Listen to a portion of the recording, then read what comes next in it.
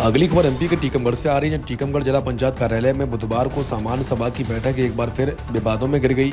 अध्यक्ष और उपाध्यक्ष की अनुपस्थिति में सिर्फ 4 सदस्यों की मौजूदगी में यह बैठक आयोजित हुई, जिसे जिला पंचायत अध्यक्ष ने अवैध करार दिया, जबकि सीईओ ने इसे नियमानुसार बताया। पूर्व निर्धारित कार्यक्रम के तहत आयोजित इस बैठक में जिला पंचायत अध्यक्ष और अन्य लोग उपस्थित रहे।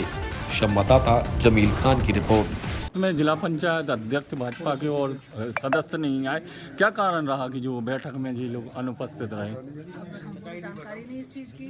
हम तो टाइम से आ गए थे, अब क्यों नहीं आए ये हम बता नहीं सकते आपको। वो तो उन्हीं लोग से जवाब लीजिए क्यों नहीं आए। आज की बैठक का उद्देश्य क्या आता आप लोगों की जो बैठक हुई? अच्छे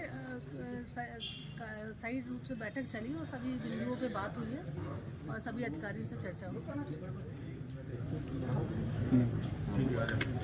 और बोला है एक मिनट, कोई सूचना नहीं आई जिला पंचायत की। ना ही मैंने सदस्यों से पूछा कि चलो मुझे नहीं आ पाई होगी तो अन्य सदस्यों को आई है, तो किसी भी सदस्य ने बोला हमको लिखित में कोई सूचना नहीं आई है। आज सुबह 10 बजे के समथिंग सदस्यों के पास फोन पहुंचा है, मेरे पास वो फोन भी नहीं आया।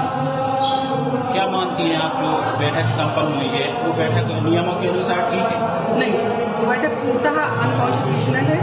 पंचायती राज अधिनियम में ऐसा है कि अगर अध्यक्ष नहीं है तो अध्यक्ष की अनुपस्थिति में उपाध्यक्ष अध्यक्षता करेगा सामान्य प्रशासन की या सामान्य सभा, जो भी बैठक दोनों में से।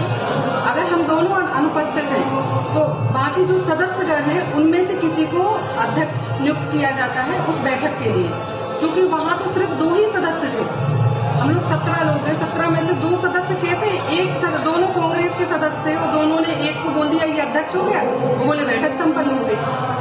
पंचायती राज अधिनियम में यह बोला गया है कि जब तक कोरम पूरा नहीं होगा तब तक वो बैठक अवैध मानी जाएगी। ये मेरा खुद का नहीं है, ये हाईकोर्ट के भी डिसीजन है और पंचायती राज अधिनियम में भी ये मेंशन है कि बिना कोरम की कोई भी बैठक नहीं मानी जाएगी। ये जो बैठक की डेट डिसाइड हुई है, आपकी इसमें सहमति नहीं थी? आप नहीं, मेरी सहमति थी। क्या हुआ था, पूर्व में जो हमारी बैठक हुई थी इन्होंने पालन प्रतिवेदन एक भी नहीं किए थे, न ही किसी विभाग ने अपना कोई जवाब प्रस्तुत किया था। तो मैंने इनको बोला था कि पहले आप हमें जो पूर्व की बैठक हुई है उनका जवाब पहले करिए, क्योंकि सदस्य हमेशा ये बोलते हैं कि हम कुछ भी शिकायतें लेके आते हैं, हम उसका कुछ मिलता नहीं है निर्णय।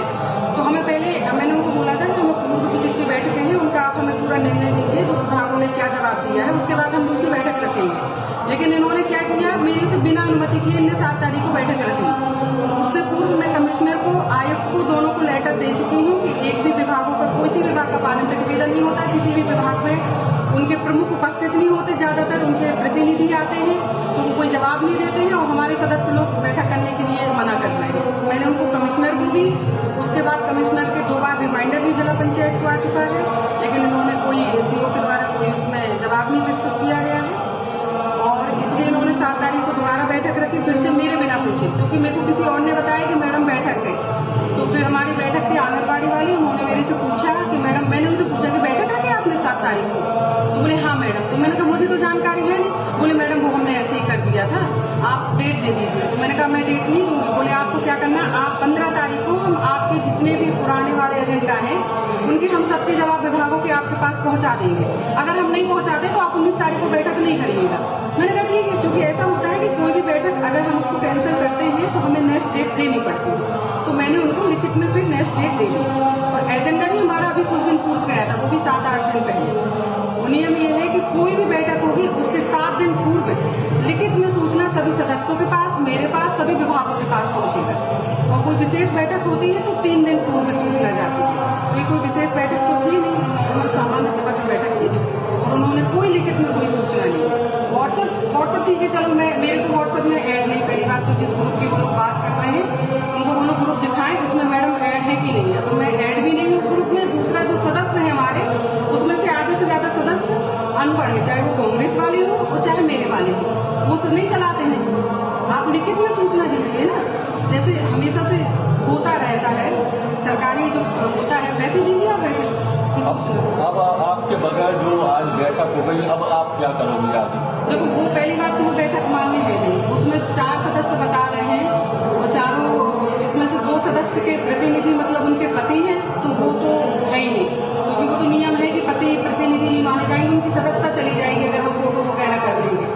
और 2 जो लोग हैं वो नहीं बैठक को पूर्ण कर सकते। कोरम जब तक नहीं होगा वो बैठक पूर्ण नहीं मानी जाएगी, वो अवैध बैठक है। आपको क्या लगता है कि जिला सीओ इसमें तानाशाही चला रहे हैं? भयंकर वाली खतरनाक उनकी तानाशाही चल रही है। जब वो बैठक कर ली उनने बिना सदस्यों की, तो अब इससे ज्यादा हम क्या बोल सकते हैं।